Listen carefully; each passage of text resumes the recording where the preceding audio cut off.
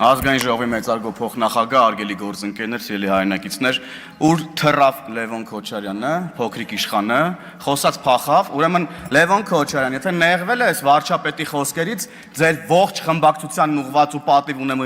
ուղված, իմացի, որ հաջորդ հարց ու պատասխանին ձեզ ավելի խիստ գնահատականներ են սպասվում, որոնք արտահայտելու են ձեր ողջ էությունը, ձեր ապրած կյանքի մասին էլ։ Ես առասարակ Հեն կարծիքին եմ, որ երեխաներն իրանց ծնողների արարքների համար պատասխանատու չեն, մինչև այն պահը, երբ որ երեխաներն իրենք են հայտ ներկայացնում այդ պատասխանատվությունն իրենց վրա վերցնելու։ Ուրեմն լսի Լևոն Քոչարյան, ուշադիր լսի, ականջները ձգի ու լսի։ Այդ որ գալիս է այստեղ ծեծերից ես խոսում, սրան այսպես քաշ քշեցին, ինձ մեքենայի մեջ վայ քաշ քշեցին, թևերս ցաված եւ այլն, կգնաս հորդ կհարցնես, այդ ո՞նց էր ելնում, որ մարդկանց զուգանում ծեծում էին ու էլ զուգանից դուրս չէին գալի, կգնաս հորդ կհարցնես, ո՞նց էին մարտի 1-ին դիմը հարկարակով մարդկանց սպանում փողոցներում, կգնաս հորդ կհարցնես, ո՞նց է Հայաստանում տեղի ունեցել հոկտեմբերի 27, կգնաս հորդ կհարցնես, ո՞նց էր Մեղրին փորձում փոխանակել Ղարաբաղի հետ, կգնաս հորդ կհարցնես, ո՞նց էր ցեղասպանության հարցը սակարկում Թուրքիայի հետ հարաբերությունների ժամանակ, կգնաս հորդ կհարցնես, թե քո մանկության տարիքին ձեզ ինչ էին ասում։ Մեր Հայաստանի Հանրապետության շարքային ազնիվ քաղաքացիները ում թալանում էիք առավոտից իրիկուն։ Մի հատ էլ եկել այստեղ ժպիտով, ասում եմ մեզանից ապօրինի գույքեր են, դու մարդիկ կարդում չի ավարտվում է ձեր ապօրինի գույքը, արա։ Հազարավոր մարդկանց կյանքի փող եք լափելու կերել։ Հանգստացի պարոն Մինասյան, նստեք տեղներդ լսեք, մի գնացեք, խոսալ գնալով չի ընդհանրապես։ Ուստեղ եկել ասում եք մենք չենք կարա խոսանք, չեք կարա խոսակ։ Ով եք դուք որ խոսակ ընդհանրապես Հայաստանի Հանրապետությունում կոռուպցիայից, մարդու իրավունքների խախտումներից, թալանից, կառավարումից, ով եք դուք ընդհանրապես։ Ձեր կառավարումը տեսանք, հեղափոխությունից հետո մի ամիս էլ չհասցրեցիք աշխատել։ Ձեր ապիկարությունը տեսանք, վարչապետը հրապարակային դες դուրս է շպրտել կառավարությունից, շպրտել է դուրս ձեզ կառավարությունից։ Այդ է մեր վերջնական եւ հստակ գնահատականը ձեր կառավարման ընդհանրապես եւ ձեր էությանը։ Զզվացիք թողեք արդեն իսկականից։ Ձեռեք արել է ժողովրդին։ Այո, ապօրինի գույքի բռնագանձման ինստիտուտը անելու համար մեզ 3, 4, 5 տարի ժամանակ է պետք գալի։ 3 տարի ժամանակ է պետք եղել։ Հիմա մտել է ընթացքի մեջ այդ ապօրինի գույքը հատիկ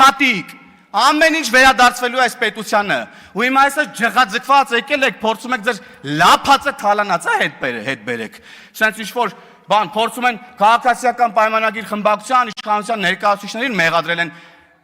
բոլոր կերած բաներում ինչ-որ իրանք են արել։ Ով եք դուք ընդհանրապես։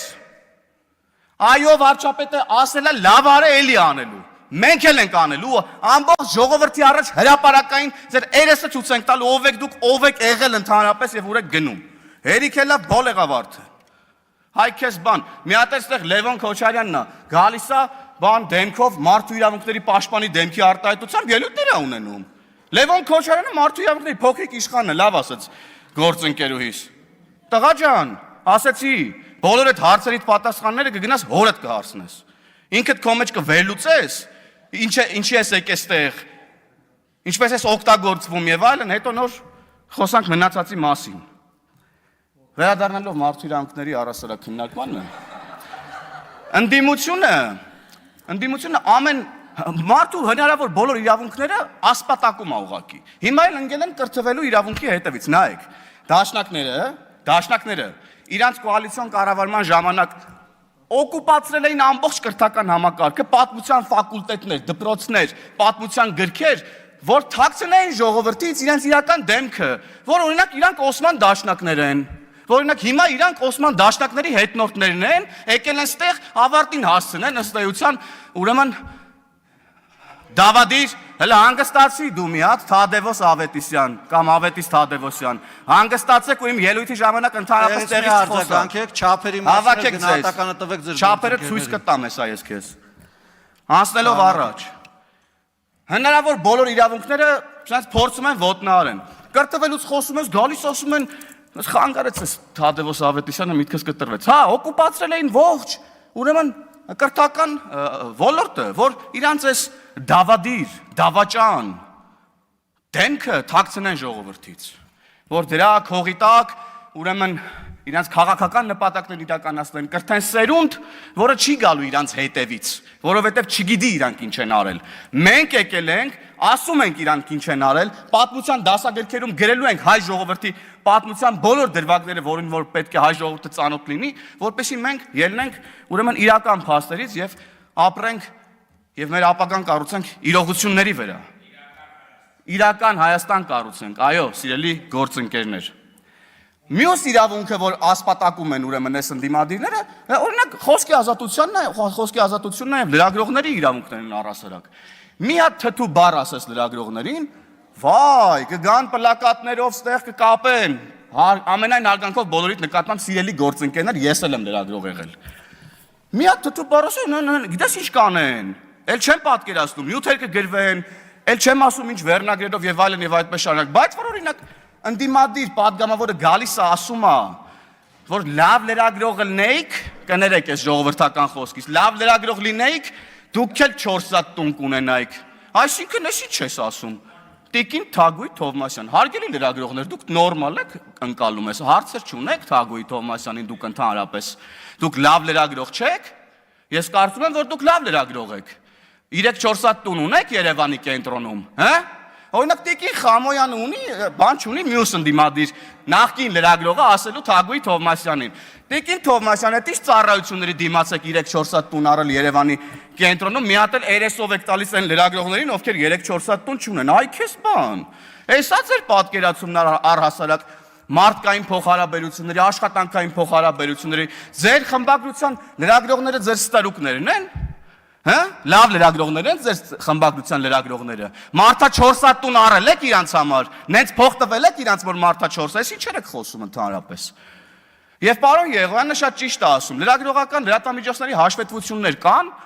հələ մի հատ հրապարակեք, տեսնենք այդ որտեղից ձեզ այդ գումարները։ Եվ ես պետական կառույցներին նաև կոչ եմ անում եւ պահանջում եմ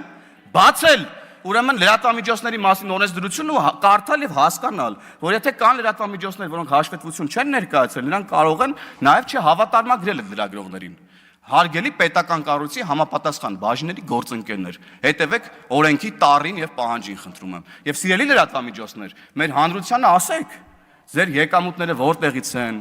ինչ են եւ այլն եւ այդպես շարունակ։ Եվ առհասարակ ընդդիմությունը իր ամբողջ փողերը լցրել է լրատվական դաշտ, լրատվական դաշտը լցրել է լրագրության հետ կապ ունեցող մարդկանցով ու փակել է դուռը այն մարդկանց համար, ովքեր ուզում են գալ եւ զբաղվել ռեալ լրագրությամբ, օգուտ տան այս պետությանը, բուֆեր լինեն քաղաքացիների եւ իշխանության միջև։